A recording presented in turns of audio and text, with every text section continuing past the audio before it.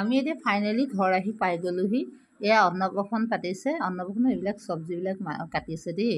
আজি এয়া চিকেনবিলাক কাটিছে আৰু এয়া ভগৱানৰ ওচৰত আমাৰ পূজা কৰা হৈছে। প্ৰথম পূজা কৰি লোৱাৰ পাছত আমাৰ খানা বনোৱা পৰম্পৰা হয়। এইখিনি গোঁসাই ঘৰতে আমাক হেৰি কৰিছে। এইখিনি দেখিছে নহয়, এইখিনি হৈছে আমাৰ মানে পায়স যেতিয়া মুখত দিয়ে, সেই অন্নপ্ৰসন্ন হৈছে আপোনাৰ 6 মাহৰ পৰা 9 মাহৰ ভিতৰত পাতে। আৰু ছোৱালী হ'লে অকণমান মাহ, যেনে 7 মাহ 9 মাহ। আমাৰ এই ভাগৰ 9 মাহত অন্নপ্ৰসন্ন পতা হৈছে। এয়া মই দেই অকণমান খুৱাই দিছোঁ, অকণমান খোৱাৰ নিয়মটো কৰিছোঁ। আৰু ওচৰত জেঠাইক আছে, এয়া জেঠাইকে খুৱাব লৈছে। এয়া মাক আৰু বাপেক। জেঠাইকে এয়া দেখিছে নাই কি পিন্ধাইছে, কিবা এটা দিছে আৰু গিফ্ট। এয়া মোমায়েকে লৈ আছে। এয়া দাদীমাক, দাদীমাকে অকণমান খুৱাই টেষ্ট কৰাই চাইছে নাতিনীয়েকক। আৰু বা কিমান দিনলৈ কিমান ডাঙৰ হয়। এয়া বৰমাক দেই, বৰমাকে এইবাৰ খুৱাব লৈছে।